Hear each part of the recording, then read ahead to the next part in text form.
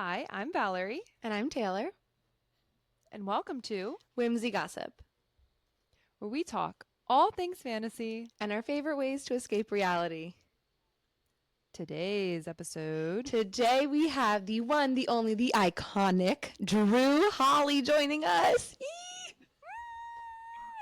Welcome, Drew. Drew. Archeron Oh my and God. the Morrigan. I love you To so what much. do I owe the pleasure to have you in my presence once again? Literally love you. I can't. I love you so HBO. much. Oh, Hire this man. I love Hire. you. Hire. Oh my God. Peak. That was so unexpected. I did not know you were going to do that. I have like a gentle tear in my eye because every time I hear your Hybern voice, it just like brings me back to 65 and I'm just like, oh. Your performance was iconic. Anyway, Thank you so much. Oh my God. Thank you so much. No one's ready for it. No one is truly ready. It's amazing. I'm very excited actually for everyone to see it. Like I feel, we're going to get into it, but I feel so special and like so privileged that like I've gotten to see it firsthand. And then I'm just dying for the rest of the world to see it. Oh, it's killing me. Oh, I literally can't even. Oh, you guys are getting so blurry. Oh. So guys, today we are going to go on a very fun journey to the world of Hybern. Drew did a lot of diving and deep diving into this character and like the kingdom, the King of Hybern, all of that, all of the lore there, so that Drew could bring this evil king to life.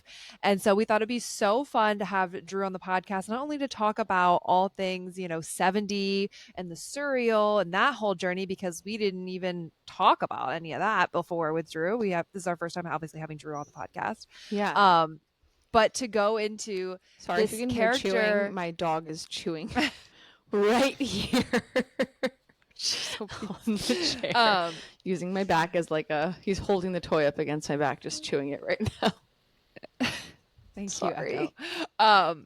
But yeah, to just go into a character that is not very well explored, that's not cosplayed even like in the book community, just kind of this like, we just all just picture this, evil generic put a king on a throne kind of guy, and he's so much more than that potentially.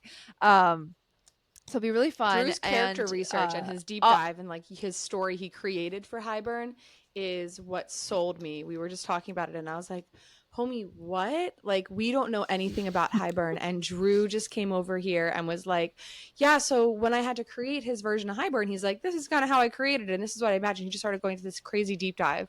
And Valerie and I were like, so you have to come on the podcast and we have to talk about this because this is just canonically correct now. Like, this just makes sense. And especially when you see his portrayal of this version of Hybern, and the whole backstory he created, it's just it's so cool. It blends so beautifully. It's amazing. Maybe so needless to say, ACOTAR series spoilers in this episode completely. Nothing is safe. So if you haven't read ACOTAR by now, what are you doing? Go read it and come back.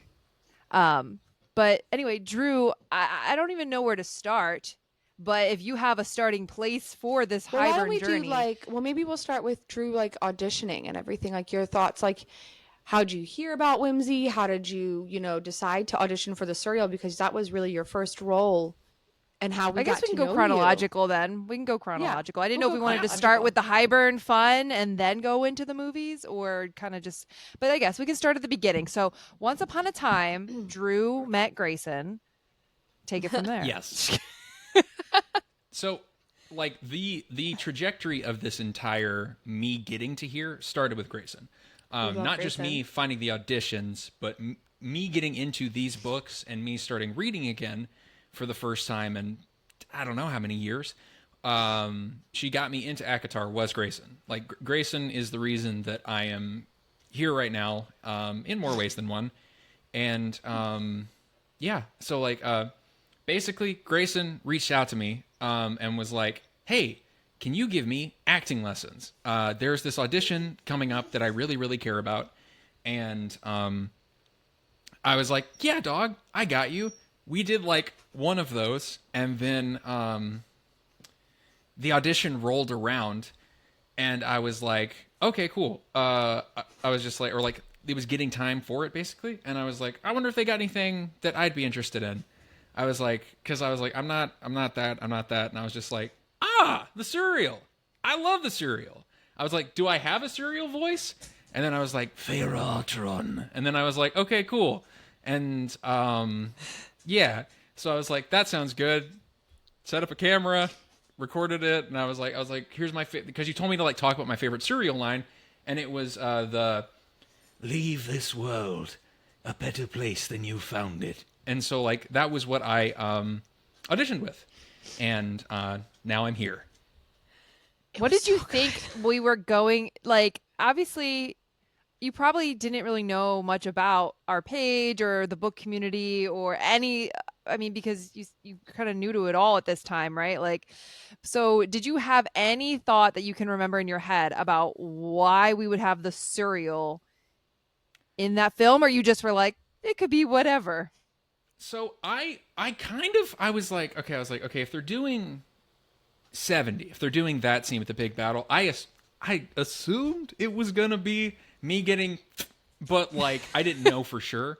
So like I was going off of vibes, but like that was not the reason I picked that line. The reason I picked that line is just because that's my favorite cereal line altogether, of just like him trying to be like instilling hope in his only friend that he's had. And the cereal's like millennia older than like anything else, and so like I can't imagine how long it's been since he's like talked to another person without like motives of just like what's going to happen in my future, you know? And so like it's to like have like an actual friend.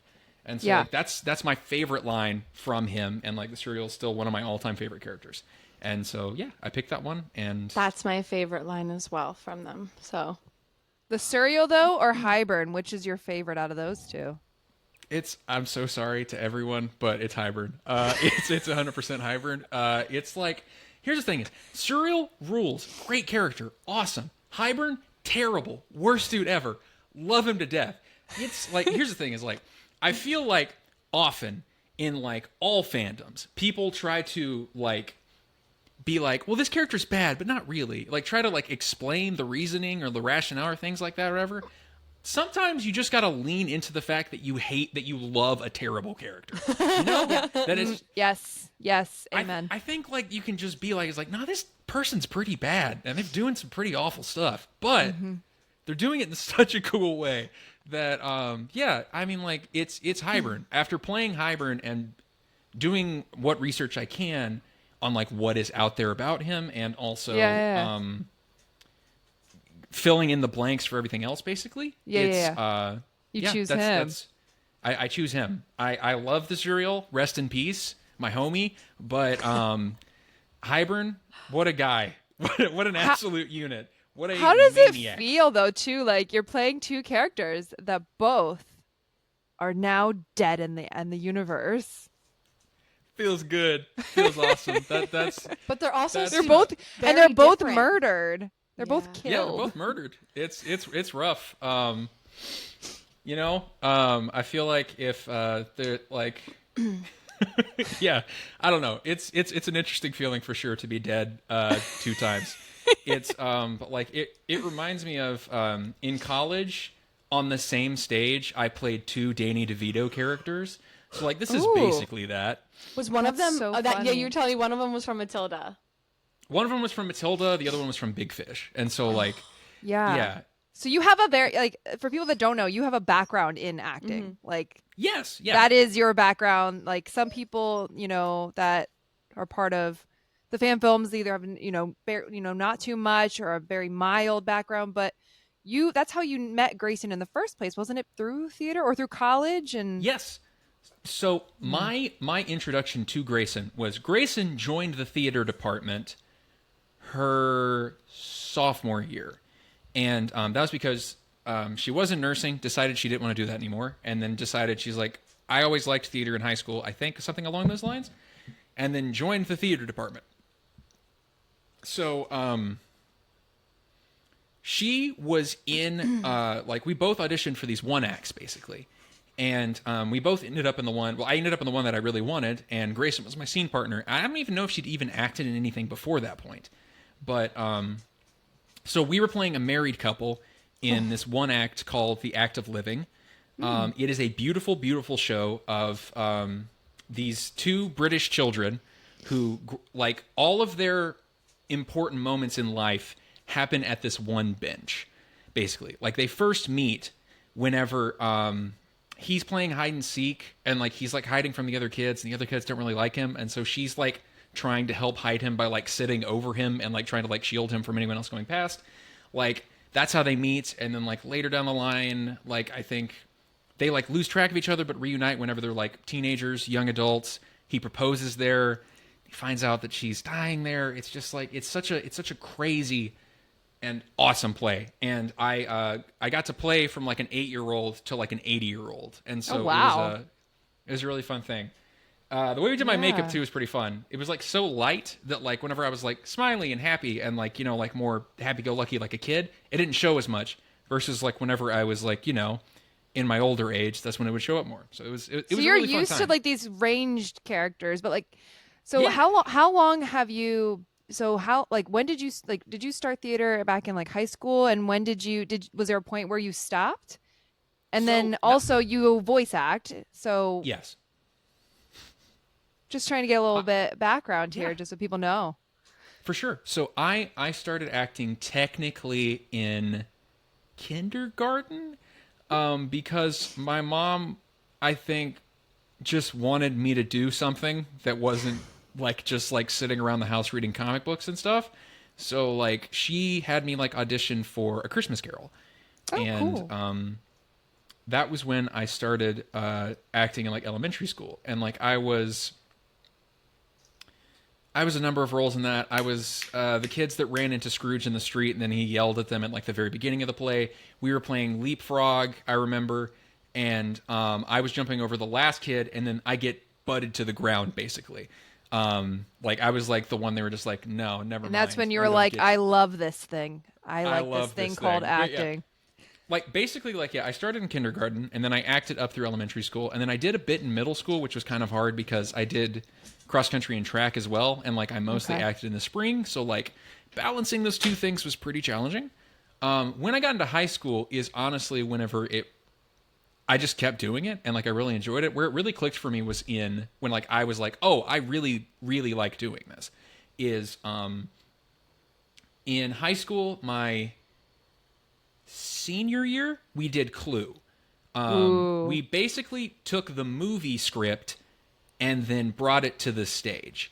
And we also, because the movie has 3 different endings, did a different ending every night. And I love that. Oh, that's so that's cool. Super fun. One night, this person's the killer. One night, this other person's the killer. And one night, it was another really big challenge because I was Wadsworth, who is Tim Curry's character, who basically just talks the entire time. And so I had to like really... Monologues are not foreign for you then. No. And so like I had to learn how to talk through the entire last...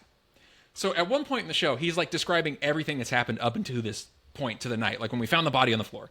And this is the moment where like it clicked for me with acting, was like after I'm going through all of this or whatever, there's a moment where the lights go out, where I'm like demonstrating. And then whenever the lights go out and come back up, I'm on the floor and my head's turned to the side and I look very dead. And I heard the audience audibly gasp whenever that happened for the first time. And then I sat up and said, Mr. Body lay on the floor, apparently dead. And then huge laughter, like applause. That was where I was like, oh, wow, I can really make people like feel things during this. That's cool. And so like that was where I went with acting after that point, basically. And that was the moment where I realized I wanted to like pursue it professionally, essentially, and like what I enjoy doing most in this life. And so, yeah, that was where it clicked for me. College, I just kept acting, and like that's how I met Grayson. That's how I met a lot of like my best friends. That's how I met my best man at my wedding, was because we were both combat partners for the first musical that I was in.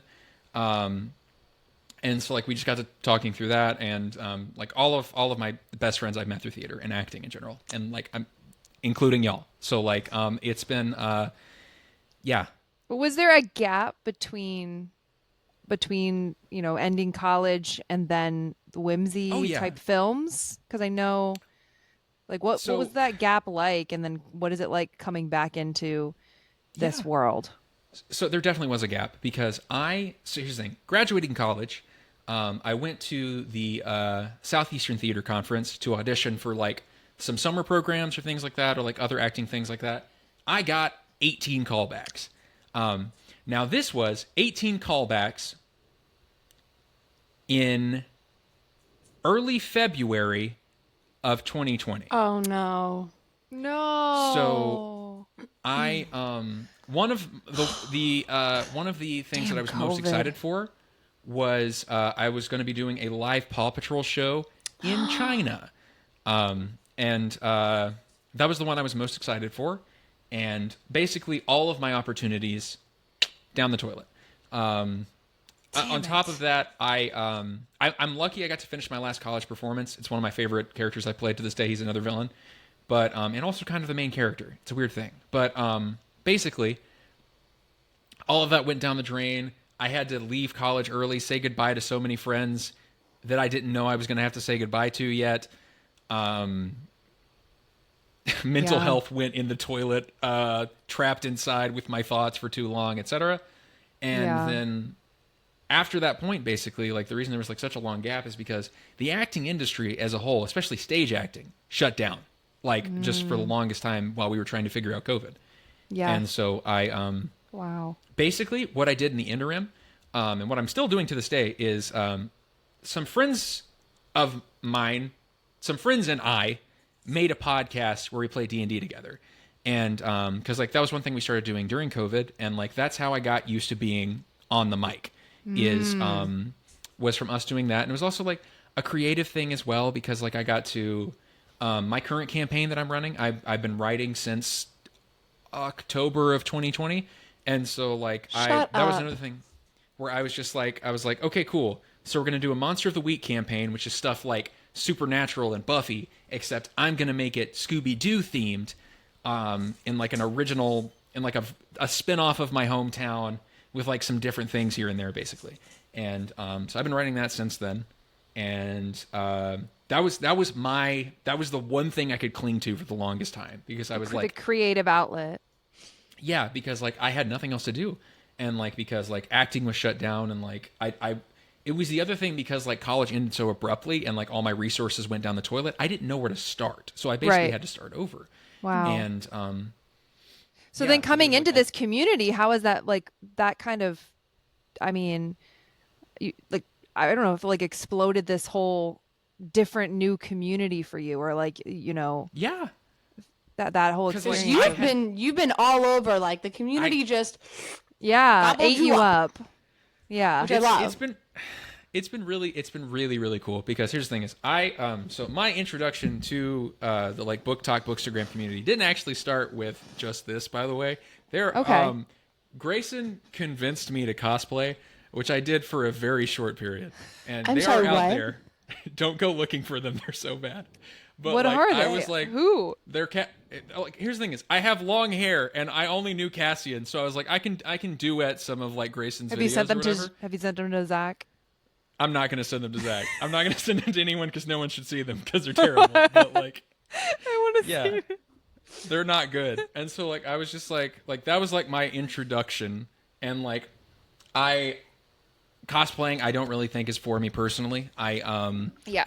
Good. See, that was the other thing of like coming into this, because like I was introduced to like this community, and or like after I got done filming 70, and like people were like, "Are you going to any balls or anything like this?" And I was like, "Dog, I'm just an actor." I was like, I don't really know. I was like, I'm so new here. I don't really know what's going on. I was like, my Instagram was legit just pictures of my college experiences and like my different acting roles up to this point. And so like I had nothing.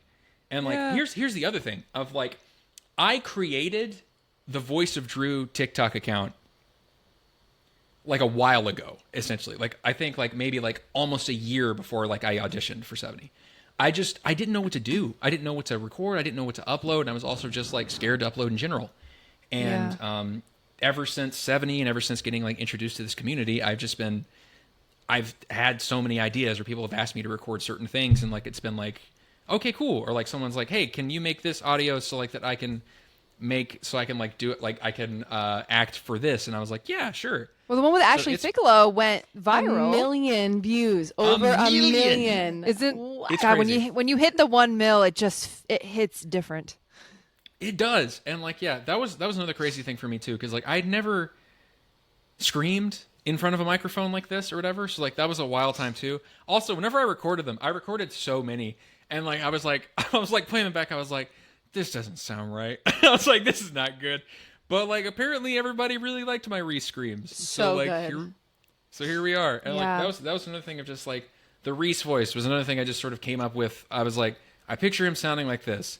Deeper voice, also like a little bit just kind of like trickstery and like everything he says. And so like here's that. But yeah, it's been wild because like it's been like since 70. I can't believe it's like Not even a year.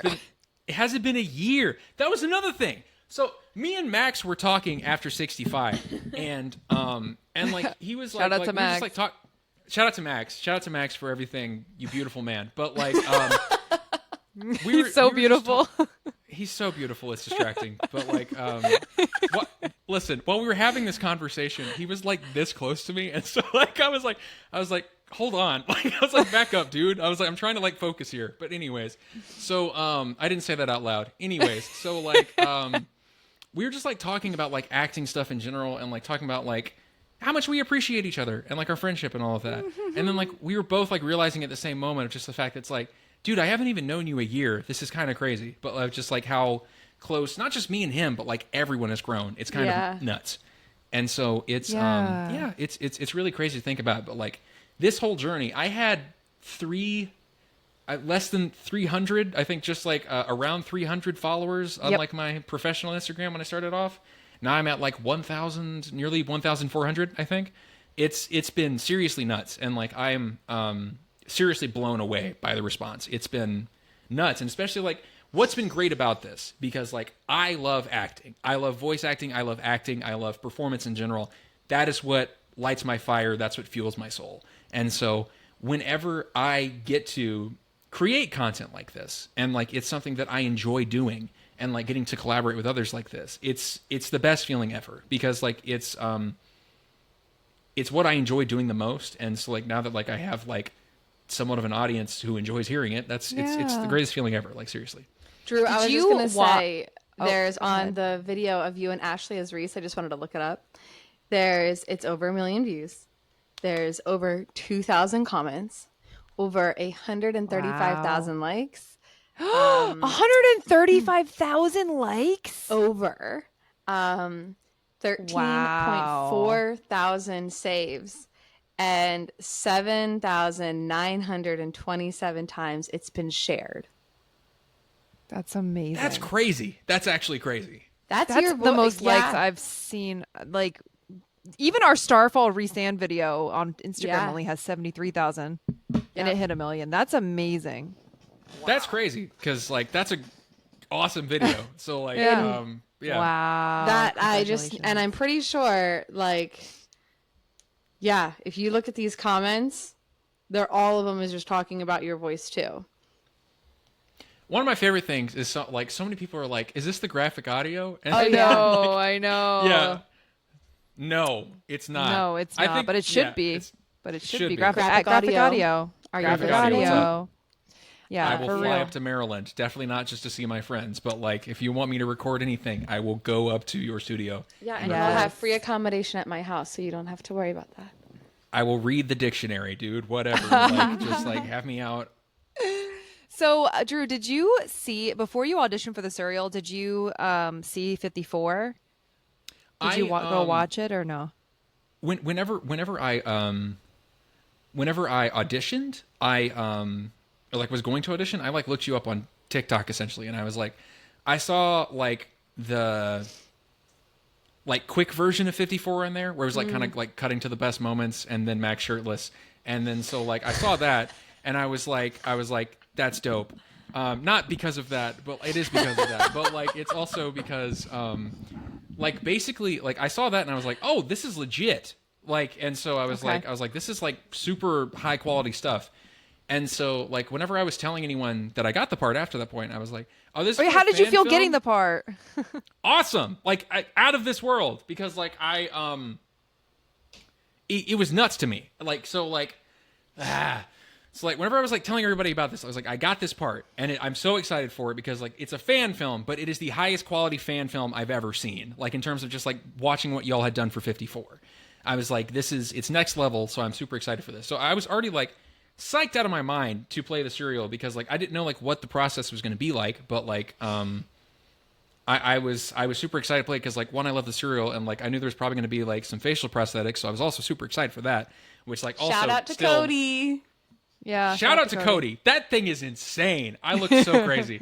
My own family watched that movie and had to watch it twice because they were like, I think I missed Drew. So, like, let's go.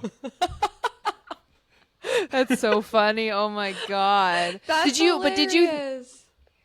Did you I mean, did you think that you were like were you like very confident like no, this is it. Like this is the serial? Were you like surprised, I guess, when we sent you? No, I was very much surprised because, like, I didn't know what, like, the process was like. I was like, Okay, I was yeah. also like, We were also and figuring so, like, it out. So I was legit like, I was like, I don't know, man. I was like, I'm a nobody. I don't really have an account. I don't really have a foot in, like, anything. And so I was just like, I just have my audition. I'll see where it goes. And, like, that was all we needed. When I didn't, like, hear back, because, like, Grayson got, like, a response, I think, like I think a couple days before I got mine. I was like, oh man, it's not for me. I didn't get it. Oh well. And so, like, whenever I finally got it, I was, like, blown away. I was like, yo! Whenever I got, like, the call back, I was like, and you wanted me to read, like, 2 of my favorite lines, and so I got to do... So that's another thing. I have 2 different serial voices. I have the one for post-aerification, and I have one for, like, pre-aerification. And so, like, I have, like, my default serial voice is something more like this, with some more of the growliness in it. But for, like, Arrow in the Throat, I literally changed the voice because I was like, I wanted to make it sound like, not only it's like, obviously I've been shot in the throat, but also I wanted to make it sound like, hey, like his voice is like literally, because like it's described that the serial talks in many voices at once, almost. Like, I think whenever like the serial first speaks in Chords of Thorns and Roses. And so like I wanted to make it sound like all of those voices were kind of like escaping at once. And like that's why it's like this like growl whisper that's kind of happening. So yeah. And I still to this day remember watching your initial audition for the first time, and I was just like, who is this? Like at first you pop up, you got your long hair, your bangs, you're just like this and cheerful like energy. Yeah, you're just like this cheerful, like I was like, obviously you're right, like you were outside the community, no idea who you were, and I was just like, okay, let's see. And then you completely transform your voice into the serial. And I was like, jaw on the floor, just sitting there like, I just didn't have any expectations because, and I was blown away. I was like, I think I definitely texted Taylor immediately and I was like, have you seen this? Because, what? Like, oh my God. It's again, okay. So just going back and like thinking, to what you had said earlier, though, just I haven't even known you a year, but I feel like I've known you for like at least 5 to 10 years at this point, also at the same time.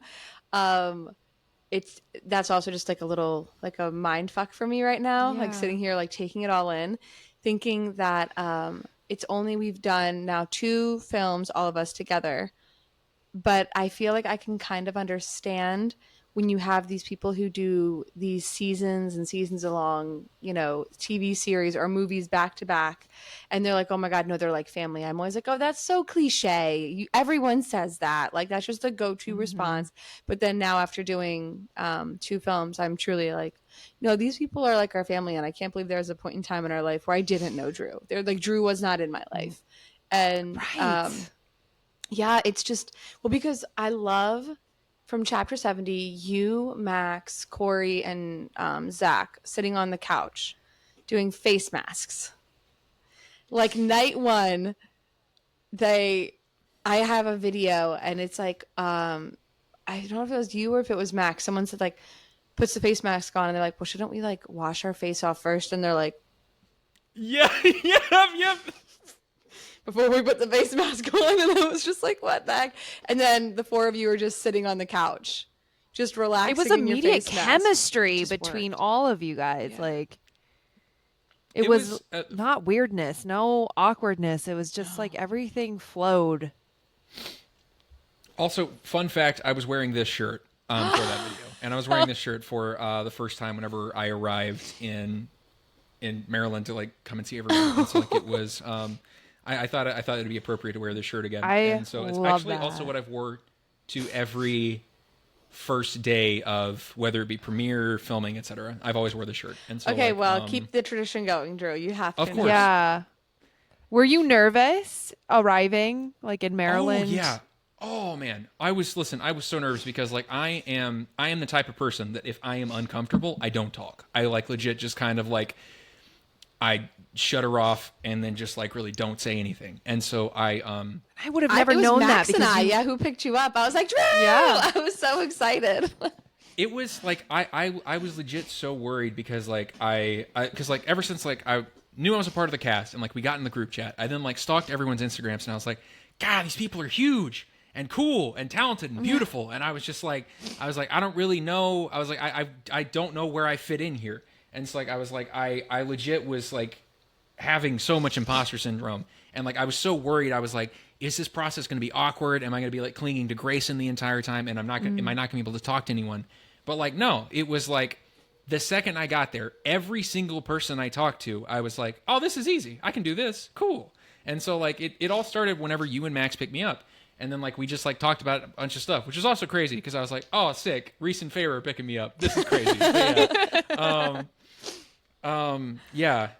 I remember that moment specifically because you hugged the snot out of me. And then, like, I hugged Max, and I was like, his back feels like rocks. That's crazy. But, like, yeah. Max is so insanely shredded. Anyways, I'm so talking about shredded. Max too much. Yeah. But, I mean, he's so great. Like he's so great, and he's such an awesome He's dude. wonderful. yeah. Can we just Drew, clip when all I the, tell like, you- moments in this episode, Yeah. how many times you talk about Max? It's going to be a lot. Drew, I just want to say, like, it's so crazy, like you say, how you were nervous and you would like shut down, but like, and how you were so outside of the community and like this, like, you know, and you had like 300 followers, but it's like truly you are The heart. the glue Yeah. and the heart of our like the main like our family. cast, like our family, our inner circle, our cast, like you are like and also like just with like me and Taylor, like you're our biggest champion supporter, like you're always sharing everything, you're just so You're a light. freaking awesome. You're just a light, Drew. Like you really Yeah. are. You're just such, and it's so refreshing to see that there are still people like that out in this world that it's almost just like, wow, like I want to be a bit more like Drew. I want to have a little bit more like positivity and just, you just bring so much joy when you come into a room. And even when you're your Joy. evil villain talented self as Hybern, it's still like, you inspire me, and watching you become Hybern, I think everyone said this, we all watched each other step up and we all wanted to rise to the occasion and kind of be better. But watching you become Hybern, I was like, oh no, like I really have to play into this guy right now. Like it was, but you made it easy.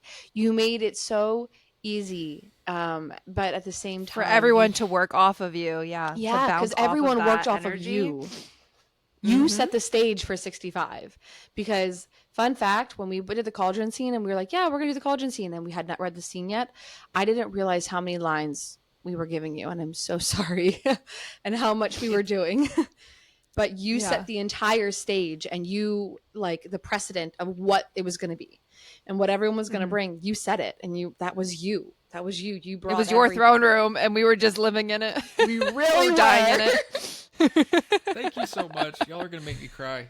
Sorry. That means so much to me. Seriously, thank you so much. And thanks for welcoming me into just like this family like so openly. It's been seriously such an amazing.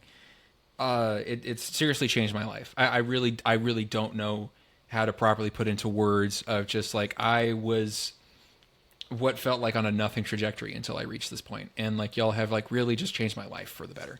And so You've changed our life. Really though. thank you so much. and like I thank you for all your kind words. 65 was a wild time. Fun fact, I am terrible at memorizing lines, so like I have to work. Would have never guessed. Never would have known.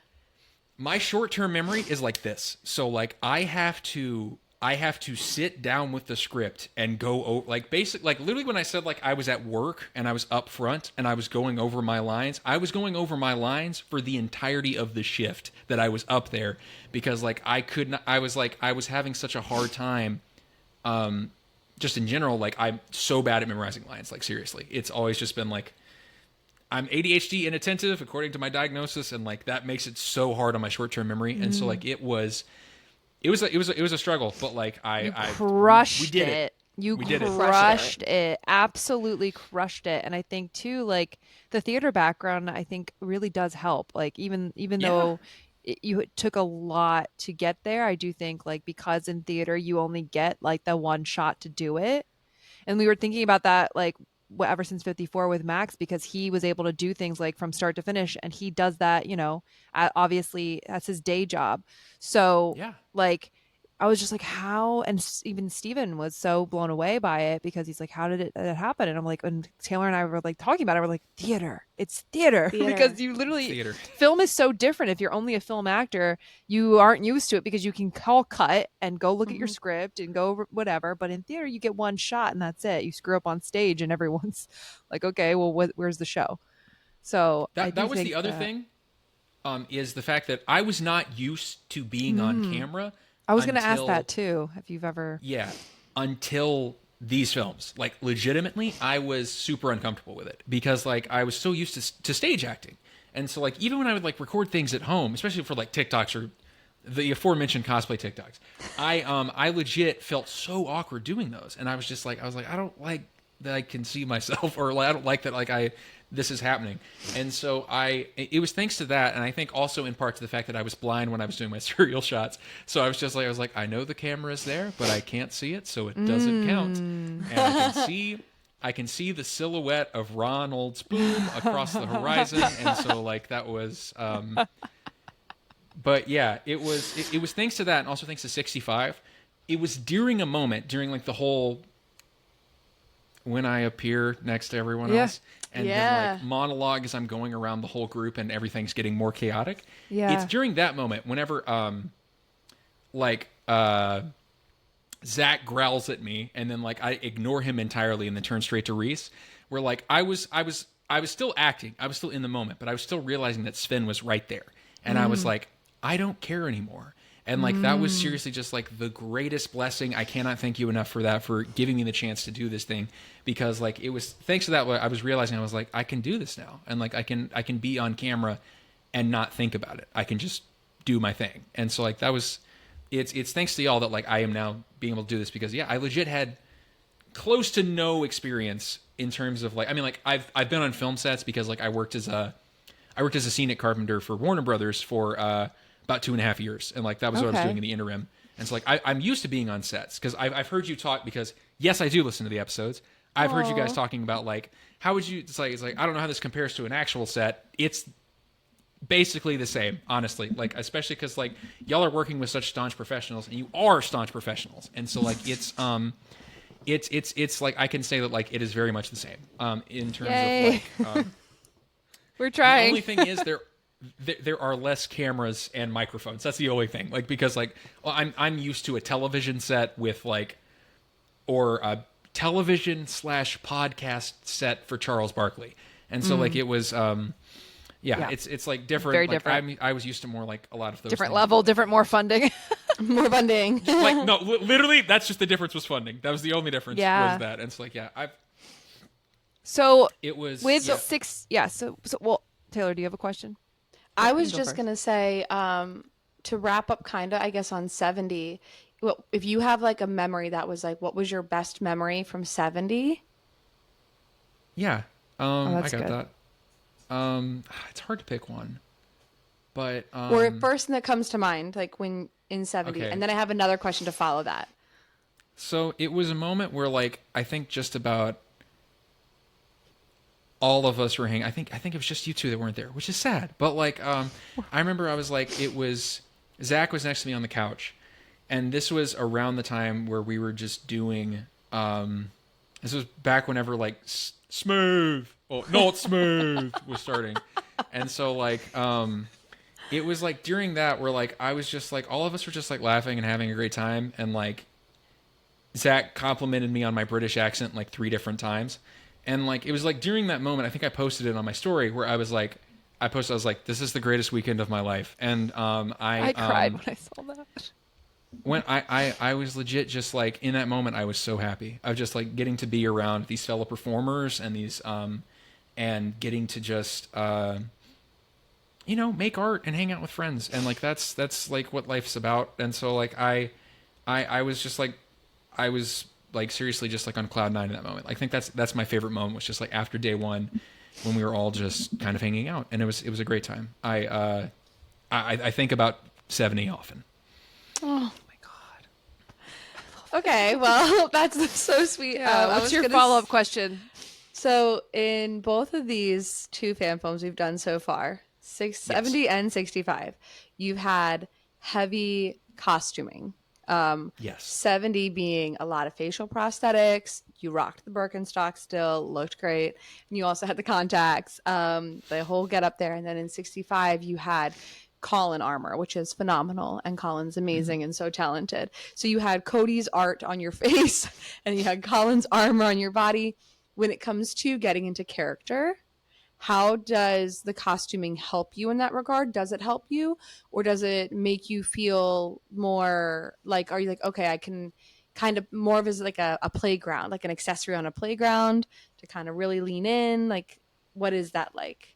Because I haven't gotten to wear cool stuff. I mean, I did get to wear some of Colin's armor, which was pretty cool.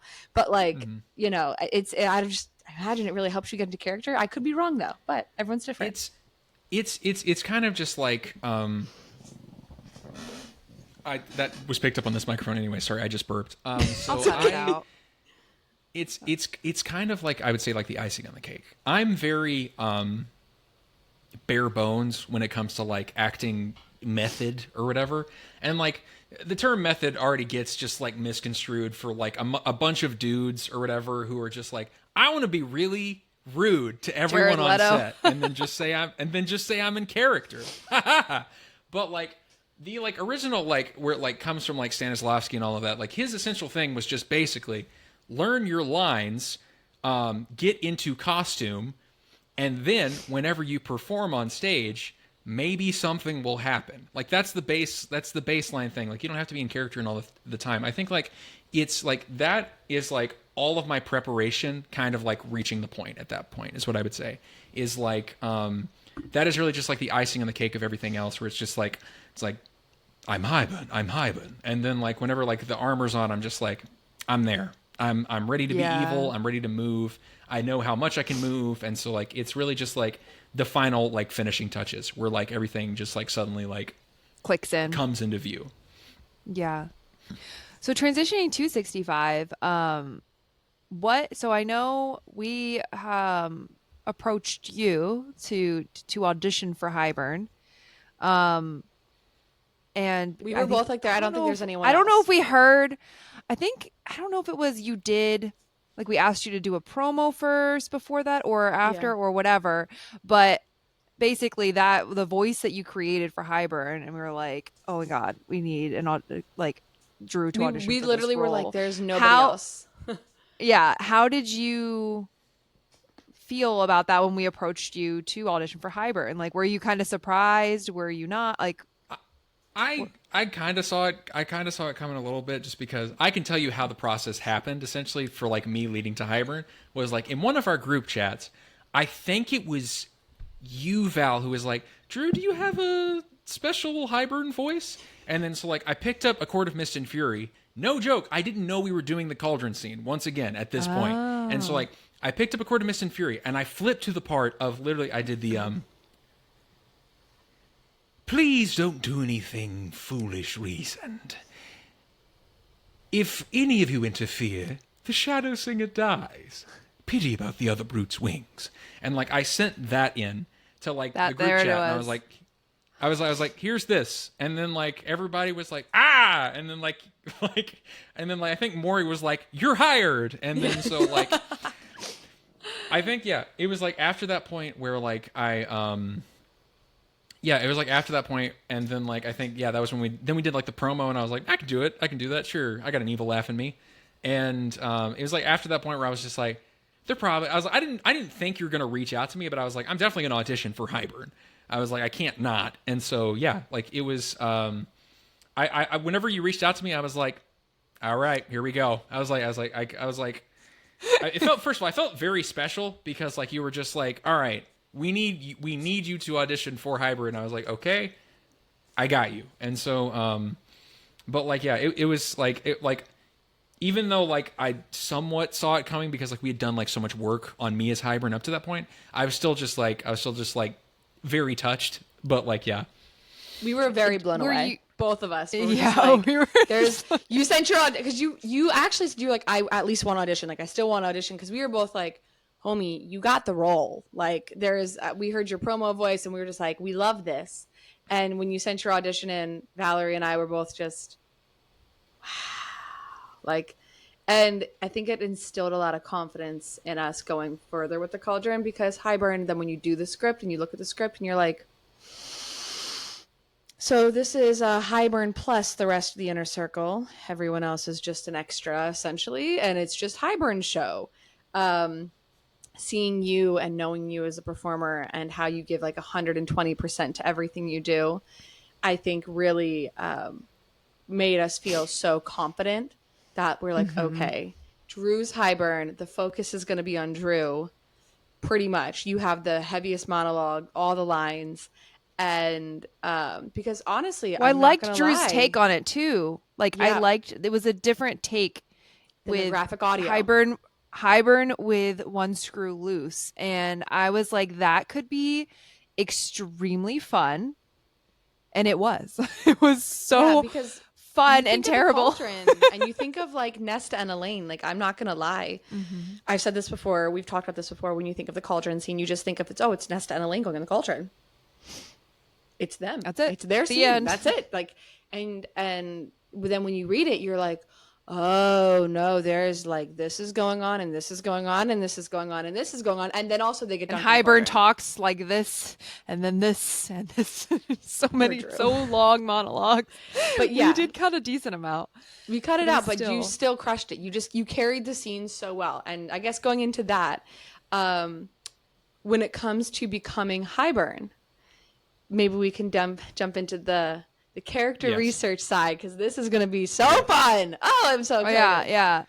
But I think so. Like, okay, yeah. Sorry, I don't know. I'm like, is there anything else before we jump into that? Because I'm just like, I don't think so. Okay. Well, what costume was your favorite? Did you like being the Serial more? Or did you like being Hybern more? Like costume wise. I love being the Serial because like I love the Serial, but I couldn't see myself in the costume for most of the time, and like also but also it's the fact that like I. Like seeing Colin's armor, because like I was already excited whenever I heard Colin was making me armor, so I was like, oh, cool, never worn that before. And so like whenever I found out about that, I was so psyched, and then like he just blew my mind away because like he added like the first Colin the layer, Necromaker, Colin the Necromaker. Yeah, love him. Follow Colin if you're not following Colin. You're a joke. Go follow Colin at the Necromaker. Literally, at the Necromaker. Go follow Colin. But like basically, so like what he added like the first layer, and I was like, "This is so cool." And he's like, "Oh, we're not done." And then like he just like kept like because he kept it a secret from literally everyone. He was like, "I don't want anyone seeing any part of this." And so like he would add like each part onto me, and then like strap it in and be like, "Well, I was like, this is part of it." I was like, and I'm like, "Here's what my reason behind this." And I was like, "It's all like because he has like lore for like literally every piece of everything." Yep. And so, which also really just helped because I was like, "Hey, that's what I was thinking too." And so, yeah, it was. Is by far Colin's armor, because seeing myself in that the first time I was like, and here's Hybern. Wow, I look scary. Were you surprised by what he came up with? Was that because I'm sure going into it thinking about Hybern, were you picturing any sort of thing in your head or? Yes. So it's described whenever Hybern's first introduced as like what he wears is very practical. And like I know that me and Colin both just like saw that and like we were like, okay. Because like he is ready to go at any point in terms of like whatever. And so like I like whenever I saw the armor, I was like, okay, that makes sense, because like it was what the only thing that I was picturing was just because like I don't know like how I was like I don't know like what the armor was gonna or like how much armor like adds on to a person or whatever. So like the only thing that I was picturing was like maybe smaller. That was it. Like I just wasn't picturing maybe the shoulder pads. That was really it.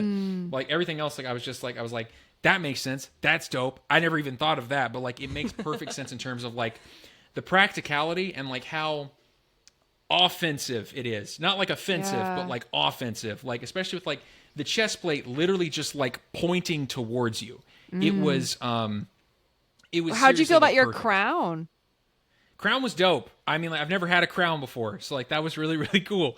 And so like that was just like that was so cool to like see that as well. I remember that was like one of the first things he put on me, and he's like, "How's that feel?" I was like, "Cool." And then like I got to see that with like the ears and then like the makeup, my hair, and so like but yeah, which by the way, for all future roles, let me know in advance or whatever, because I'm going to dye this. I am no longer going to deal with like spray cans because like I just can't.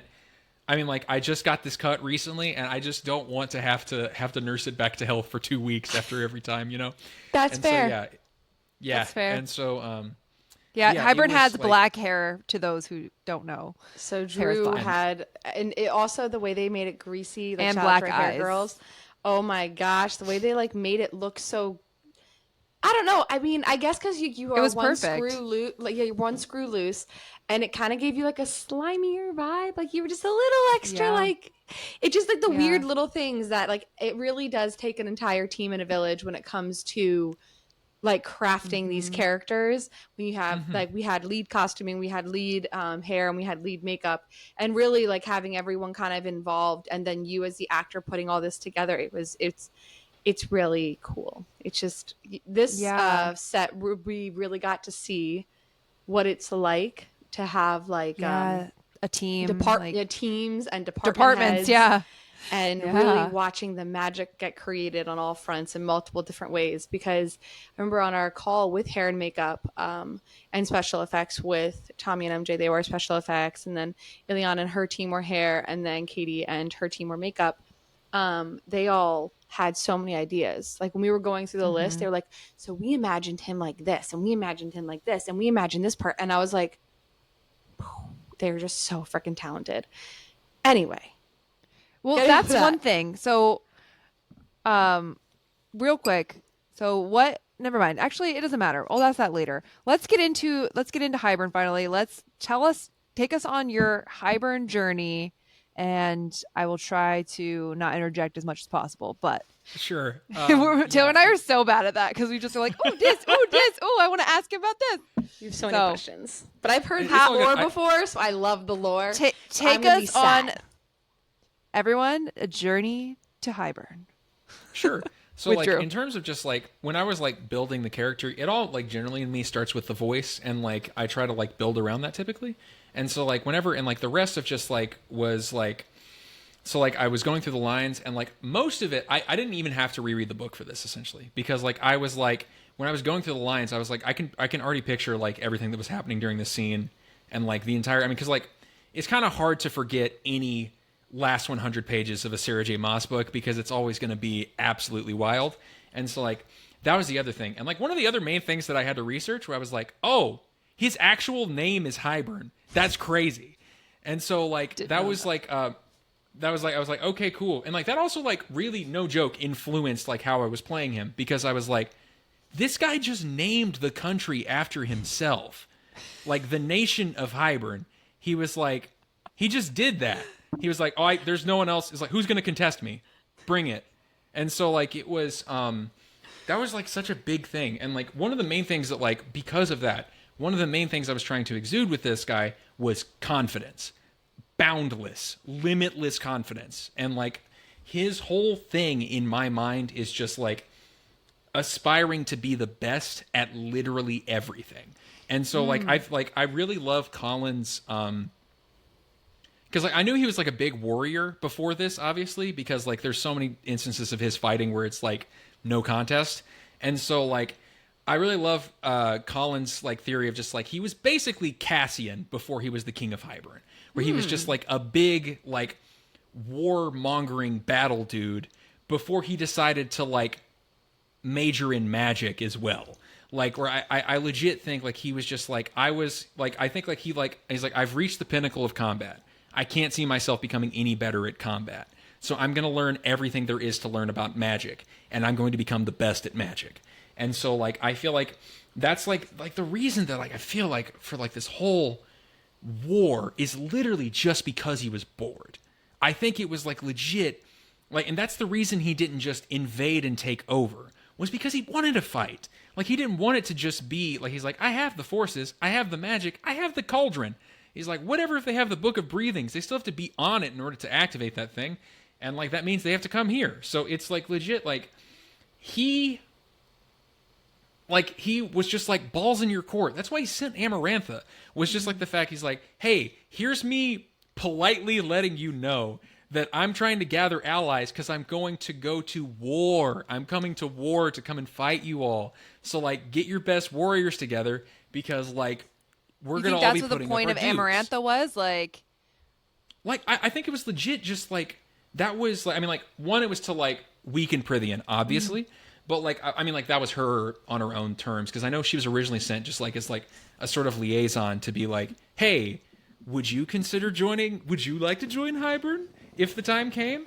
And so like I think like that was just like not only was like looking for allies, but also like the entire time he's just been like, hey, I'm coming to fight. You have until I decide I've waited too long. And so like I really think like this entire thing was just because he's so bored. Because he's like, I'm the best at combat, I'm the best at fighting. No one in my country can like come even close to me. Like no one's gonna end up taking over. Literally one page of the dude's spellbook brought Prithian to its knees. One page, which is like so crazy to think about, of just like, and then I stole other magic. And wait a second, I'm just thinking, so Hybern's gone now. He's dead. Taylor, you're too close. Yeah. Oh, sorry. Where Hybern's gone, where's his spellbook? Start from the beginning of that real quick for the audio. So with Hybern being gone now, just thinking about you have to say, wait, I was just thinking. Okay, sorry, yeah. Okay. Wait, I was just thinking. I'm sorry. I just want to, I'm thinking for my editing. I was like, I need you to like interject there. So just go. Wait, I was just thinking. Wait, I was just thinking. With Hybern being gone, dead, being unalived, with him, seeing the afterlife, whatever that may look like in ACOTAR. Anyway, with that being said, and Hybern's spellbook being as powerful as it is, where is it now? Who has it? Like that is good point. That is a very concerning point. If one page of his book could bring Prithian to its knees, who has this spell book? Because whoever has this spell book can probably do some real damage. Yeah, what the hell? I didn't think about that until you just mentioned this, Drew. Like he literally just had like, she had one page and she was like, that looks like a dope spell, I'm gonna do that. And like he was just like, not what I wanted you to do, but whatever, have fun have fun for 50 years. And so like, because what is time to immortality, right? It's like vampires. Like, what is time? What is 50 years? Another, and it's like, what is he doing during all this? What was he doing during the 50 years? I have theories. And what is what is his island like? And what, like, I don't know. Like, how theories on that too? Yeah, let's hear them. Let me hear them all. Of it. Because here's the case. I so like whenever like that was happening and like because like I think he's gotta be constantly doing something, and that's why I think like he just got tired of like after the whole war and like it ended with like, you know what, we'll sign a treaty and we'll put up a wall or whatever, and he's like, that's ridiculous, but whatever. I think whenever he finally like decided, whenever he got done just like slaughtering and tormenting his own people, he was just like, all right, I'm going to war. And so like I legit think that there are constant attempted uprisings in Hybern that he quells by himself. I have this whole scene in my mind that I want to shoot at one point of him, of like like coup that is like attempted to happen, where like one of his generals summons like some of his best soldiers, and like they all try to fight him at once after they use his spell book to shut off his magic, supposedly. And so like so that they can just take him on hand to hand with like 9 people. And then like he slaughters them. It's just like this whole fight scene. I want to do it to Out of the Black by Royal Blood. Look that song up. It's great. And after all of that ends or whatever, and then like the whole throne room's now covered in like viscera and gore, and he just like slouches on his throne, in walks Jurian, right?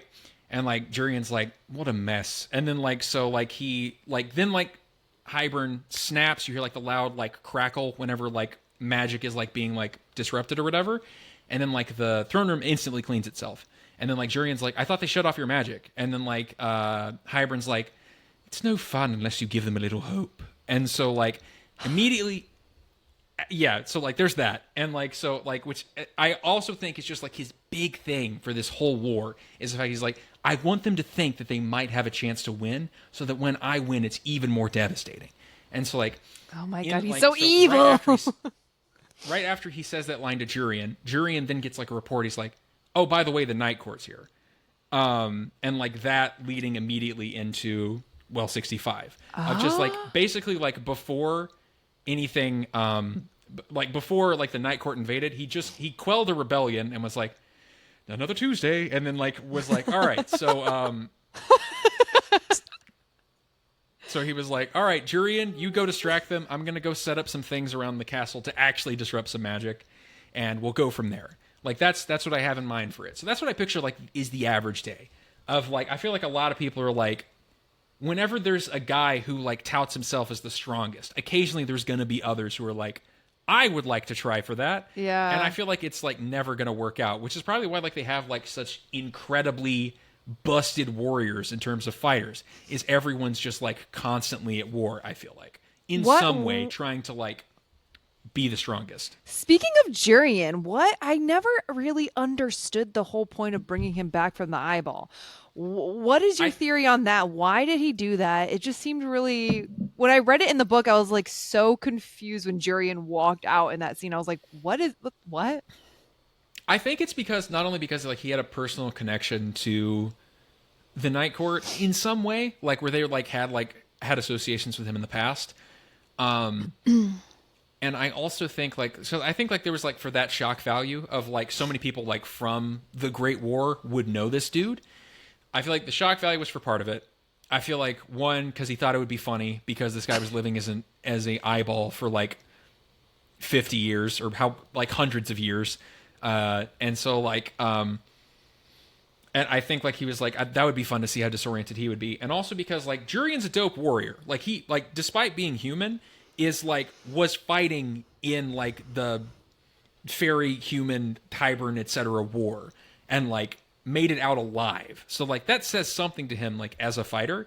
So like I feel like he is an asset in that means. And I also feel like it's the fact that a clear, and like it's in his speech when he's like, the hero of the human force is reborn as a gesture of my good faith, like that thing. And so like I feel like it really is of just like, hey human world, I'm okay, look, I brought back Jurian. Don't you trust me? Probably not. But don't I have really cool powers?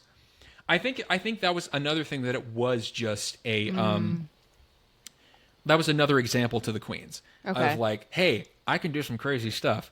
Which that's a whole other thing about. Do you think like, he even needed the queens? Like, what was the point of the queens? It's like all just a show. I'm telling you, it's for the lulz. It's for the fun of it. He legit just did, like, he did not need the queens. He did not need his army. I don't even think he needed the cauldron. I legit really? think, like, you don't think he needed the cauldron? I legit think like that, like maybe, okay, if they got the death gods, that would have been a bit troublesome for him. But I think just the fact that like off of sheer power and things alone, I don't think if it was just like hand to hand, magic to magic, I don't think Rhys would come out alive even without the cauldron's power.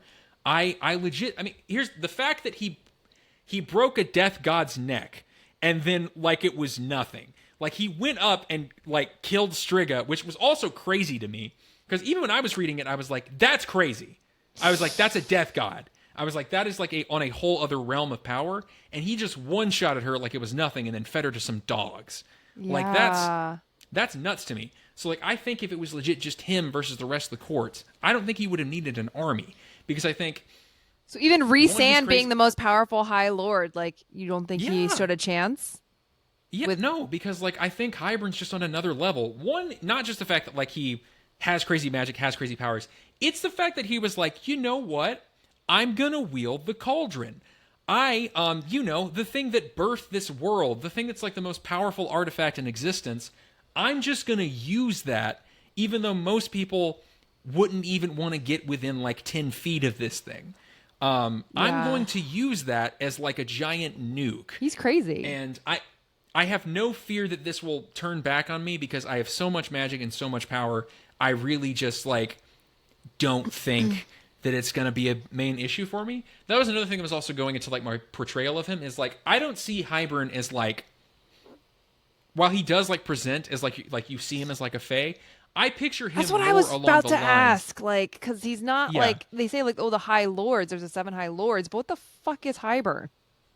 Yeah, I mean, like, he's definitely like, in terms of like, I would say like a High King, but like probably like still higher than that. I guess he is kind of like a high. I mean, he's the king of Hybern, but he's definitely like a high fae, but like he might just. Oh be... yeah, he's a fae, but what the fuck is he? He is a fae as far as power like, level, like, right? I'm not trying to like contest that. What I'm saying is like, I picture most people picturing him, or like whenever they see him in person, as like the same like sinking feeling in your gut you would see if you were sitting before the bone carver, or if you were in Striga's shack.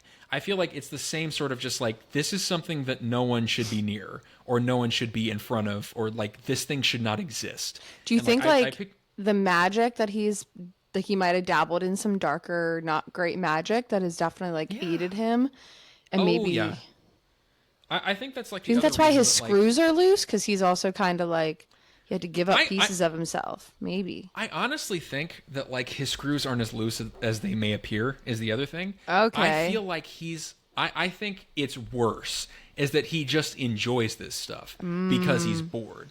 Not like he's crazy of just like, this could be fun. He's more of just like, this could be fun. And so like, it's like a different of like, I think like it's leaning into the fact of just like, I've already reached the top and I have nowhere else to go.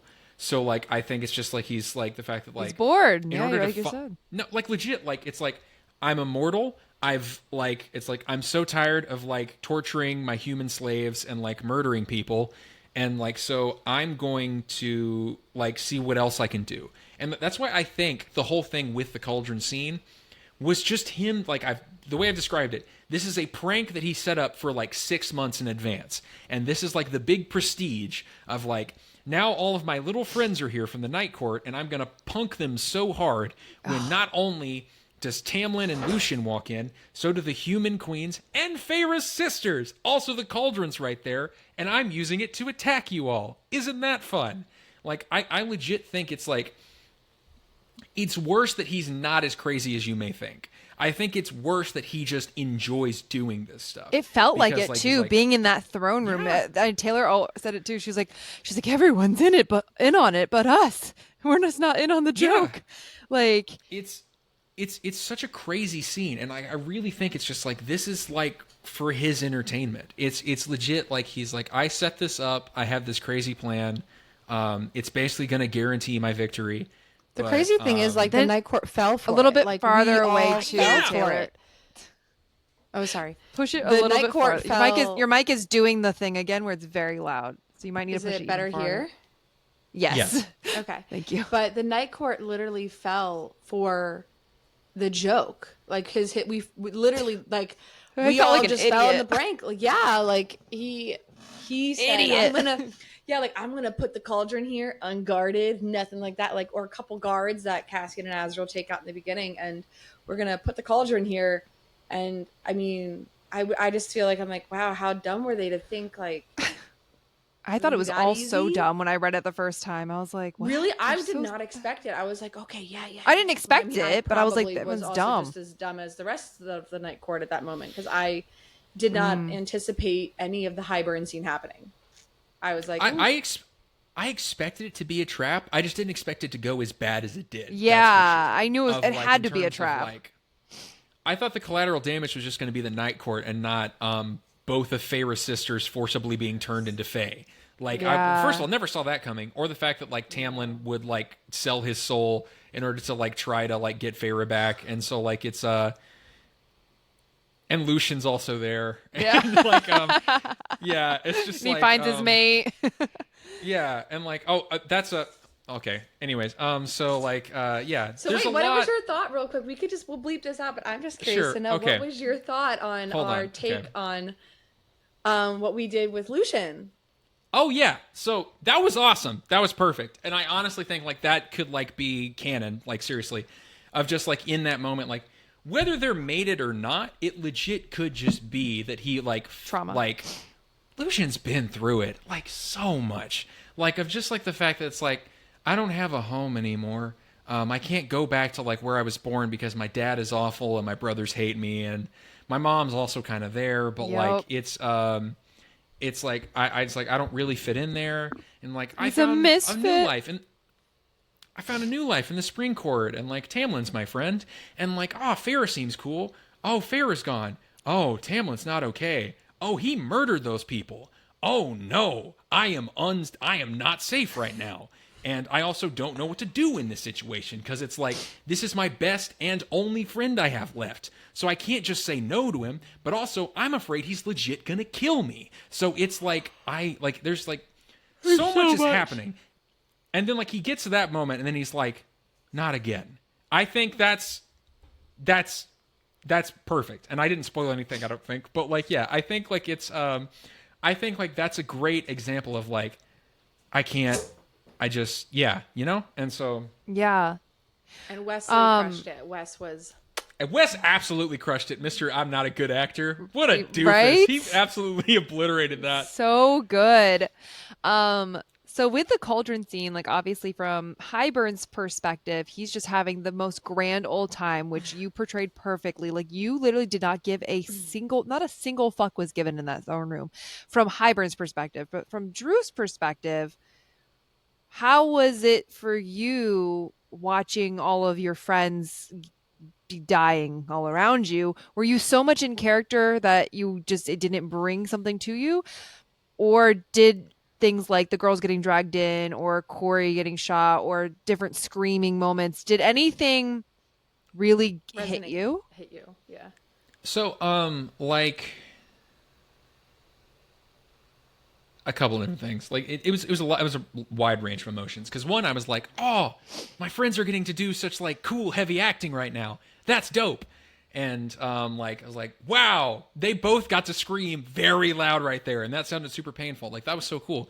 And then like when the girls are getting dragged in, it's visceral. It's like super hard to watch. And so like that's it's very real. And like it's also like such a crazy thing, especially for, like watching Tamlin scenes is such an interesting thing too, because it's like yeah, I feel for the guy, but like also it's like a trail of like abuse led to this point, and like I feel like it's like such a hard thing because like I feel bad for him, but I feel like he's got to do so much in order to like change because like this is just not. He was just like on a constant path of destruction, and so like it was such a crazy like. All of like it was like so crazy to watch. Was there any like moment where you had to hold back tears? Nah, here's the thing is it's rough, but all right, we'll get into this. Due to trauma, I don't cry at all.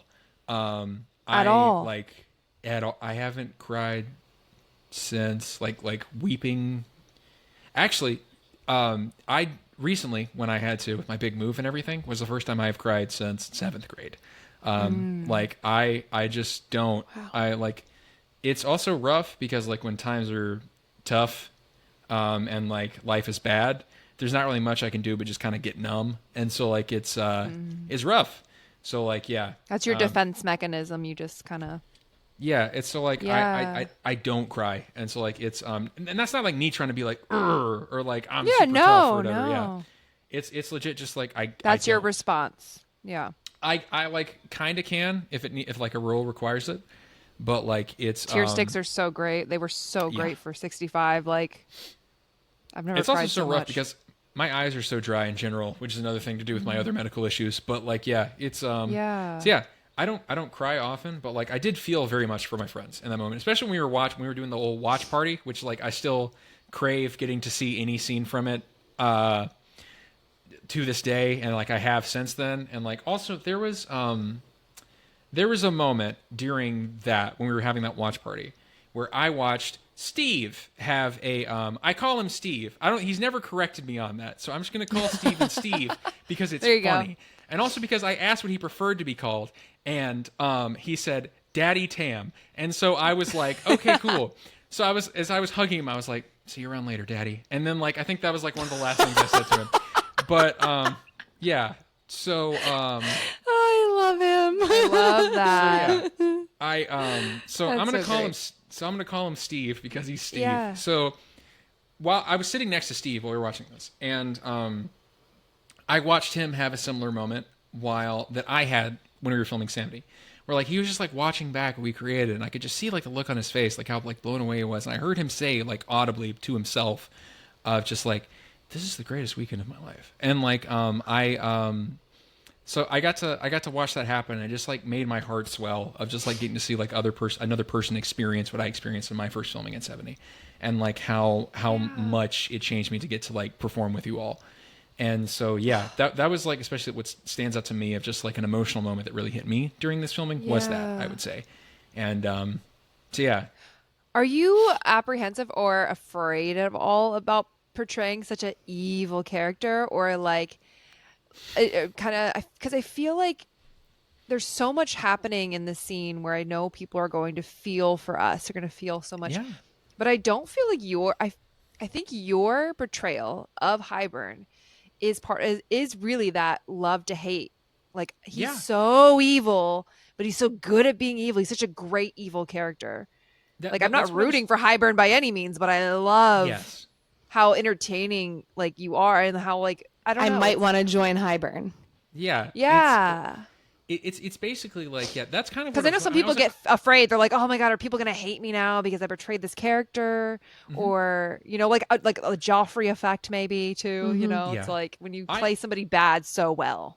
Yeah, exactly. I'm hoping that it's kind of like, I'm hoping enough people know me at this point to know that I'm not Hybern, but like also I think it's, the absolute I was not trying to portray him to be like the fan favorite Hybern. I was trying to like portray him to be like, I was just trying to portray him as evil as possible, so that it's like so clear of like, and like that's another reason of just like, this is my favorite evil character. He's very fun and like absolutely nuts of just like the fact that this is what he's doing. And so like I was trying to portray him in a way where like there's no room for like, now hold on a minute, you know, like where it's just like straight up of just like Hybern redemption. So, no, there's no room for a Hybern redemption. There's no Hybern redemption. I mean, like, he's just iconic. There's someone out there that I'm sure someone's going to be like, let's hear Hybern out, but like that person's crazy. So like I just like, yeah, he's like he's 100% like super evil, and it's like, yeah. He was just trying to make people into Fae. What's so wrong about that? He was just trying to. Like, he was providing jobs. The human world together. He wanted take down the walls. He didn't want to put them up. He wanted to take them up. He wanted unity. He wanted unity. He didn't want most of Prithian dead, and then just like an endless supply of human slaves? Of course not. He was trying to bring two lovers back together. Yeah, after the evil Night Court. The Night Court is evil. So the other thing that was like big in my preparation, as it is now becoming all my characters, which is something I picked up from my wife Claire, is I make a playlist for all of the characters that I play or think that like that I enjoy or things like that essentially. And so like I made a playlist for Hybern. And like that was one of the other things of just like whenever I was like working out, getting ready for the role. Can we share that playlist like as like a link? Is it on Spotify? It's on Apple Music, so it's for the 5 people out there that have Apple Music. I can send it to you, but it's basically So like that was like a big thing, and like one of like my main songs from that was "Mr. Greaves" by Pixies. I heard that at the end of, and that's on my first post for Hybern, where it's the one where I'm like grinning evilly or whatever. That's the song. Yeah. That one just like really invoked what I was trying to go for of just like a very sinister man. And then like the second song on the playlist is Come and Get Your Love by Redbone. And like I feel like also kind of fits the vibe because like I feel like this, bam bam bam bam bam bam. It's okay. So there's several parts.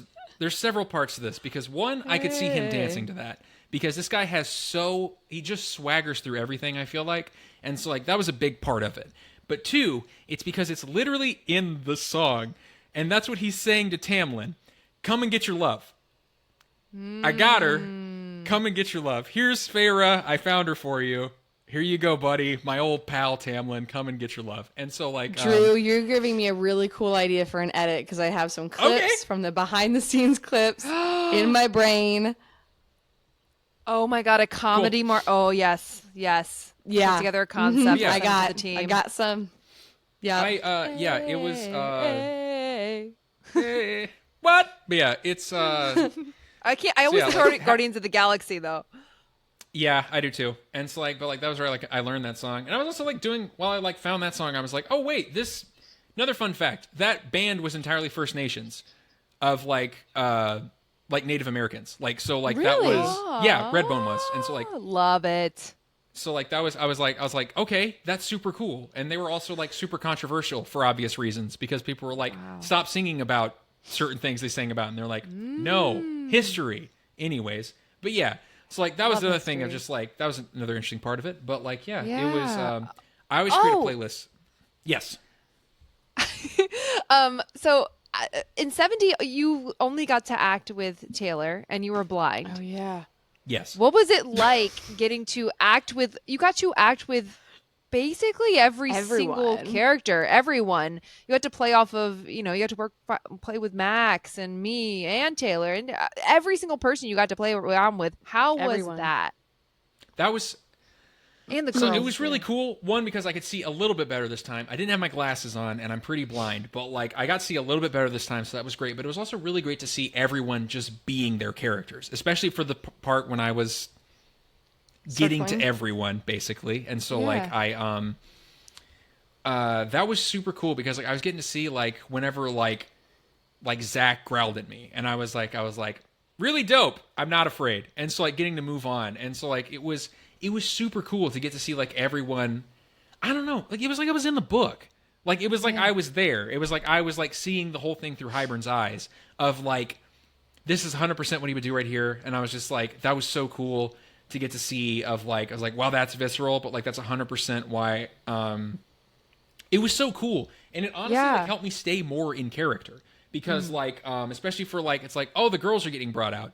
Gonna grin evilly during this because like this is a part of the prank that I've been setting up. So like everyone watch this. And so like it was really even the really queens cool. like even the queens weren't they ethereal? They were so like exactly what they should exactly perfect casting. I'm just saying, like, when they stole the show, like, for whatever reason, they just stick out to me just how, maybe because we're all in, like, this intense armor, and they just come out looking like the most ethereal goddesses, just, like, decadently dressed, and I'm just like, what? Like, this is so beautiful. Like, this just, you're not even high fae, and you're, like, stunning. Yep. So something, too, I think, in the book... Like, I pictured Hybern just sitting there the whole time. Yeah. Just sitting there the whole time. And in the movie, you guys will see in chapter 65, there is a lot of movement. Drew owns, commands the space. Commands the space, takes up the space. Has no fear about getting close, which how is do you what feel I about loved. Yeah, and how do you feel about that take of Hybern where you actually get to move around the throne room? So me and Max were also talking about this, was the fact that that I didn't even realize I was doing, but how calm Hybern is while all of this is going on is another just huge display of power. Is the fact that the most powerful High Lord in the existence of Prythian is right there. Sure, his magic shut off, but like it's the fact that like while all of this is going down, while he's just like, you know, blasting Az with an arrow, shredding wings or whatever, he's so just chill about everything. It's like, it really like helps show more of his character of like, while all this chaos and screaming and crying is going on, he's just kind of like flitting about the room and then like making his way to his throne.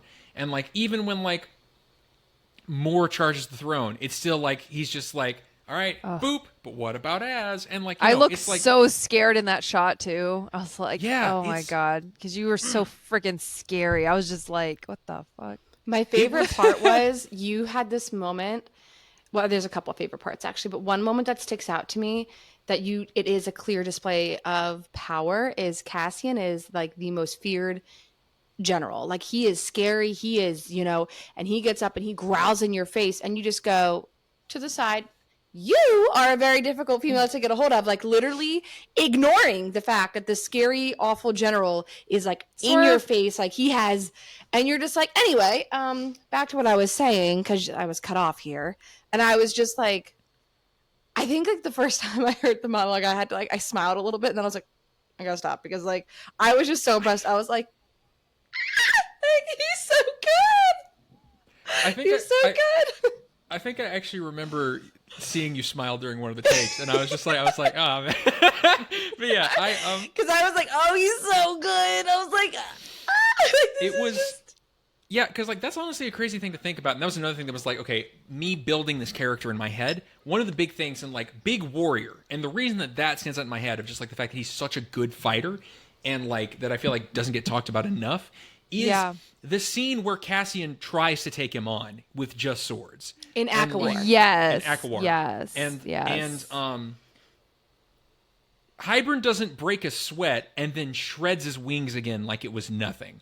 Like he's like okay, he didn't even use his magic. Like it was just like we don't know what happened during that fight, which like I don't know, maybe someday we will. But like I feel like. Cough, cough. But like, I feel like that was such a like huge moment for me where I was just like, that's the Lord of Bloodshed. That's Mr. Fight. That's Mr. Dances Through Combat. And like Hybern didn't even try and still like took him down.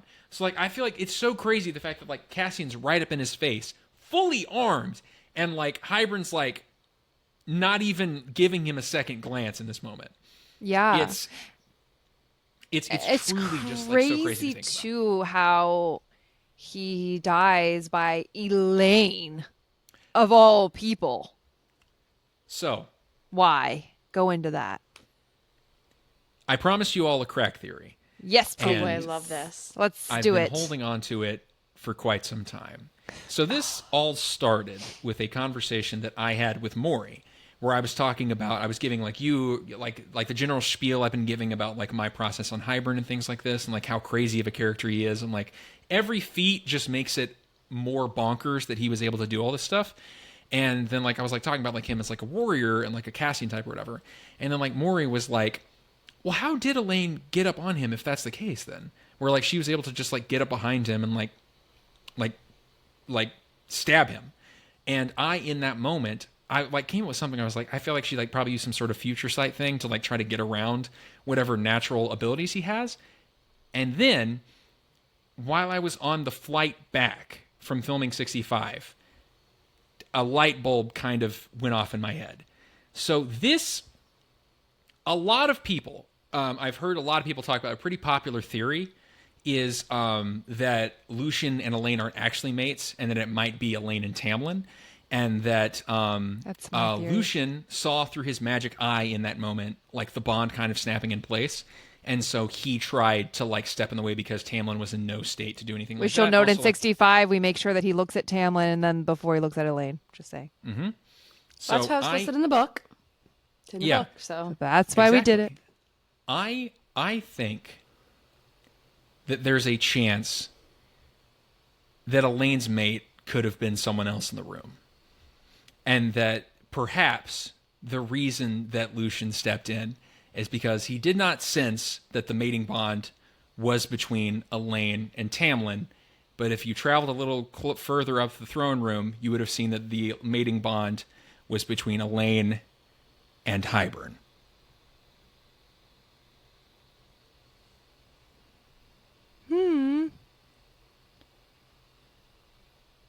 But so here's the thing. I need more. I need more. I feel like that it sort of, because like before she was Faye, before any of this was realized, I feel like there was a moment, especially like whenever there's the spitting on Hybern and things like that, I feel like he might have started to realize something in that moment where he grabbed her face, where like he was just like, that's new, and like that might have been another reason that he got so like quote unquote angry at Nesta in that moment, and might have been why he was trying to, not just to hurt Nesta, but why he might have been trying to make Elaine maid first. Could have been because he was just like, that's weird, let's explore that further and see what happens. And so like I feel that what if another reason that like Elaine was so shattered after all this happened was not just the process of being made and like how horrible that was, but the fact that after the point that she was made, she found out that she was attached, and she realized that she was attached to such a horrible creature as Hybern, and that just could not sit with her after that point. And like we think about like whenever like Elaine started to come back, whenever she started to like become herself again, was after she murked Hybern. And like after like once like she starts to like heal after that point, like not just from like cooking, gardening, and like other things with Nuala and Carriagewind, but like what if like that was what it took, was like putting an end to that potential future, was and like what if in that moment, in like one moment of feeling anything, Hybern let her. Something to think about. My only thing is, so one, I could understand it in the way that Elaine's miserable and quiet and very sad, and it could be her just coming to terms with the idea that, oh my gosh, the cauldron gave me the worst person in the world to be my mate. This is fucking horrible. Or she might, because mates can kind of feel and sense things, she might be feeling this awful ickiness. But when mates die, they say the other one goes insane. That's true. So is Elaine going to go insane? I mean, she see her for a bit, but like, you know, but is that mates go insane after they've accepted the mating bond though? She never accepted it. That's the other thing. So she might not go insane because she didn't accept it. So it didn't click into place. Like it wasn't like fully, I guess, into place. You can reject a mating bond and not go crazy. I have another thing where I think that also Hybern has some sort of, I take this term from a TV show that I watched growing up. I think he has a sort of preflex where he can like is a sort of seer who can see a little bit into the future of like, and I think that's another reason why he might be so cracked at combat, coming up with plans, coming up with whatever, is he can get like tiny glimpses, not like huge like seer things like the Serial or like Elaine, where it can be kind of like this will change the fabric of space time. And I feel like he was like I feel like he has the like ability to like do that sort of thing, and I wonder if he saw like some sort of crazy future whenever in that moment when he touched Elaine, where like some sort of like seer connection happened or something. So I always took it as Elaine probably saw that her sister was gonna be unalived, and her in that moment with Hybern, and I think Hybern was so, I guess, enjoying the moment a little more than he probably should because he's a little crazy. And I think it was just so unexpecting, and Elaine was so unsuspecting. Like, it wouldn't be this delicate little flower.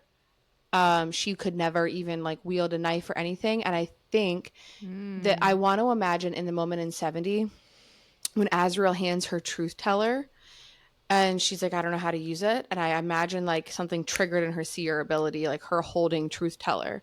Like, no, this is what's going to happen now. And I feel like that was her being like, oh, shit. Like, I'm going to have to. And I think that's kind of her. In my brain, at least, that's kind of probably what happened in her little timeline of her head. Yeah. Like, well, also, like, okay. Hybern's, like, overconfidence, maybe. Like, maybe he, I don't know. Like, somehow in that moment, like, missed. And you're right. Like, probably one wasn't expecting it. Like, even if she was coming up behind him, like, he probably didn't think. I don't know, even if he senses Elaine, he's like, whatever. She's just a seer. She's not powerful. Doesn't have any combat skills. And maybe he just let his guard down for just that one moment. It is just wild that after all this time and all his powers and everything, that he was offed by Elaine. It is very strange. Mm-hmm. And I have to think about say it. one thing. I mean, I will preach and die on this hill until I'm blue in the face. You know, if we ever do another fan film, I think Chapter 70 Part 2 would just be chef's kiss for me, because I want to see, one, I want to have a whole moment with you and Grayson when you snap her neck. Yes. I think that would be pretty cool. I have like a vision in Aaron's backyard already. I have Take it everything back. already envisioned in the back and in her field. And also I have a vision of like the fight scene with you and Zach, and then with Sierra and Zach and the whole like monologue.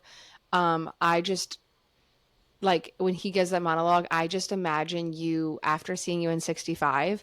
I just imagine you know that smirk you did when you were like, I don't believe it. The mother has a warped sense of humor. You know that one? I just imagine you just like crouching down and just being like kind of like you're interrupting. Yeah. And like this is great. Like because I also imagine after 65 and after your portrayal of Hyburn, because that was one of my favorite shots we got. I felt like Hyburn was almost watching his favorite reality TV series unfold in front of his eyes. Was like, oh, Tamlin, this is, can you, oh, this is juicy gossip. Like, I don't believe it. So Drew's played two of the gossip queens of Your bride. the soil, and Hyburn. Your bride left you only to find her mate. Yes. I'm telling you, he's in it for the drama. Like, because like that, it just like, that's why, like, once again, Oh, he that's his loved partner. That's his new like partner Loved in it. crime is Tamlin, and he's just like, can you believe this? It's like you went all this way and they're mated, you idiot. It's like you can't even get in the way now. Yeah, It's you like, can't. it's like, You can't make this it's- stuff up, but it is made up. But yeah, it's like that moment. It's Yeah. really Before, is so we do Yes. have to wrap up here in just a bit. My husband's ready to get back into his bedroom, but what was your favorite scene? Two things. What was your favorite scene that you did in 65, and what was your favorite scene that you watched happen in 65? Gotcha. So that's it's hard. Yeah. Okay, so my The whole favorite scene in movie. 60 yeah, whole movie, the whole thing, because there was literally not a shot of it that wasn't perfection. But like aside from the whole movie, I would say my favorite shot is probably the one we were just talking about, is the evil laugh leading into the I don't believe it, because so here's the thing is, I'm so proud that I got what I thought was just like the perfect take on my first go, because like here's the thing is, leading into that, accidentally I got only 2 hours of sleep. So it was for that whole day I was just like slowly trying to not get exhausted. I remember after we got that for the first time, I literally just kind of collapsed on the floor for a second and then like took like a micro nap, then immediately got back up again. But I really think it was that scene, because like after I got that and I felt that I got that I was just like, all right, let's go. I think that was the one that like really hit for me, where I was just like, that was awesome.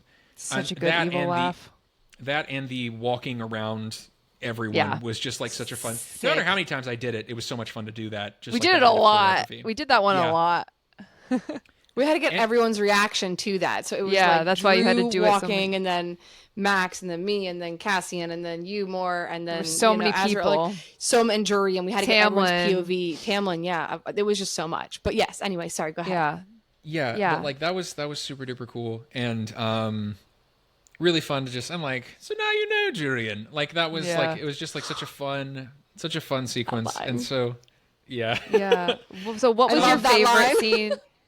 What was your favorite scene or couple scenes that you got to watch that weren't Yes. you that weren't me. Yeah. So I mean, you could have been. I mean, you were in the whole thing, but I was in the whole thing. But like the one that like stands out in my mind that I think about the most is, I'm trying not to spoil too much. You can go ahead. This is Lucian's single tier. That shot, like like my heart broke into a million pieces just watching that. Wes nailed that so hard. I went over to like hug him immediately after that because like it was so perfect. You saw it, and his emotions were everything in that moment. He absolutely nailed it. Wes was perfect casting. But like, yeah, it was that scene, that one shot is perfect. And like, that was probably my favorite thing to watch of like everything we got to watch because, like we said, so much of it was just like me being like evil. And so like, yeah, it was, yeah, that like, so it was so like, it was so, first of all, like it was great in general getting to watch all my friends just like really, show their stuff.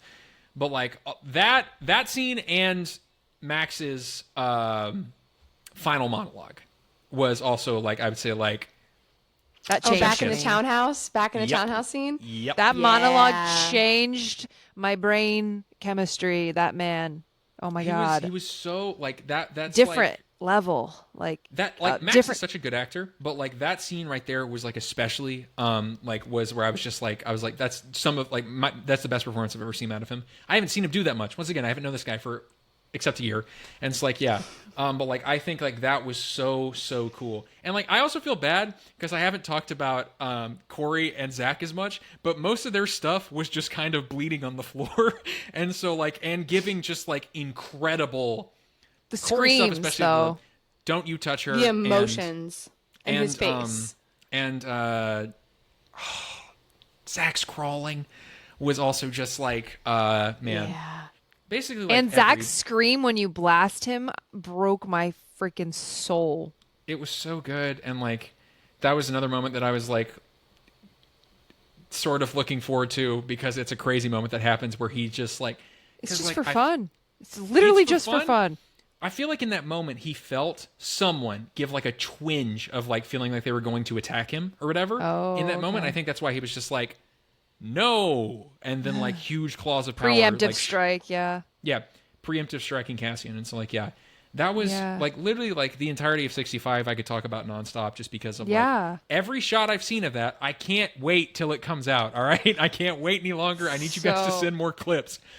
Also, like I applaud you because it's been very fun to see. You guys have used as least like because which is very hard with 65. The least amount of clips of Hybern that you possibly could. So like I think that's also been like great to see of just like the shots you have shown, and like the only thing we have so far is of me doing my clap in, and so like that was it's 65. Yeah. Watch it when it comes out, hopefully soon.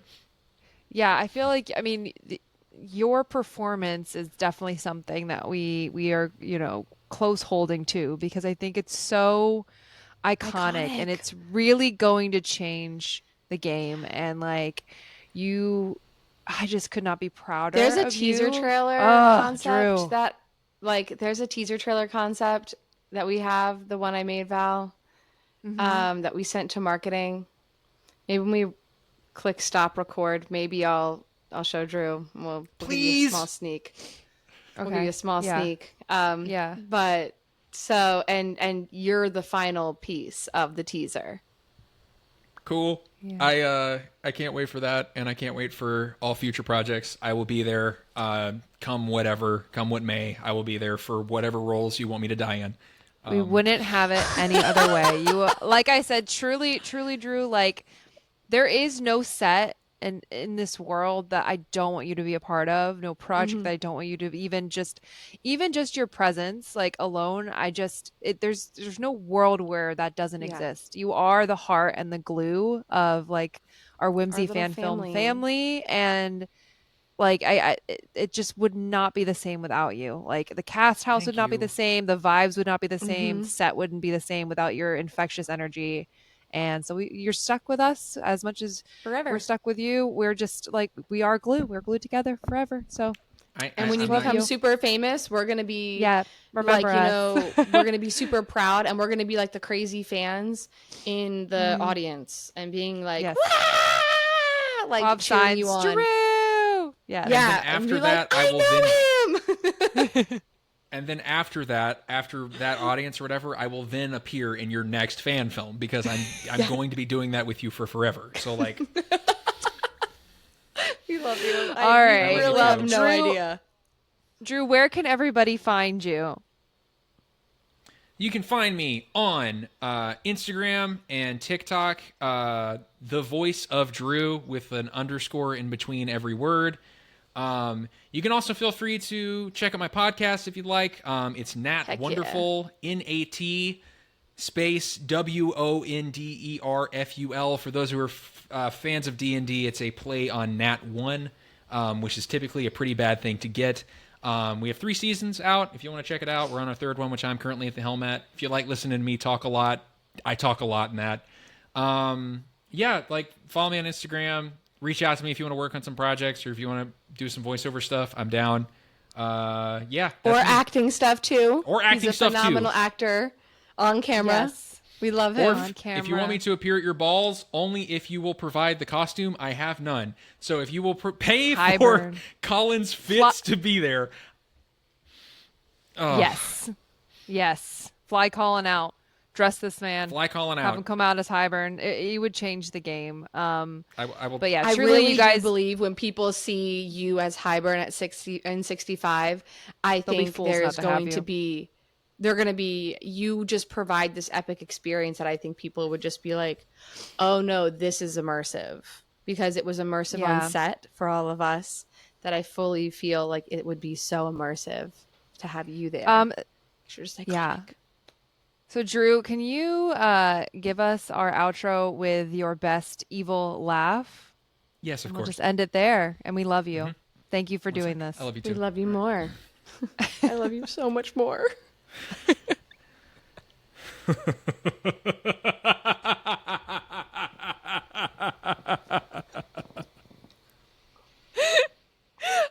my favorite person. Oh my God. We'll catch you guys next week. Subscribe to Whimsy Gossip. Yes, subscribe, follow us everywhere at Whimsy Gossip. Check out Drew in chapter 65, which will be out this fall. Check Drew out And as 70. Suriel in chapter 70, which is already on YouTube, and follow Drew everywhere for, everything that's lovely and wonderful in this life. So we'll catch you guys next week for another episode of Whimsy Gossip, and you killed it, Drew. Bye, guys. Bye. Bye.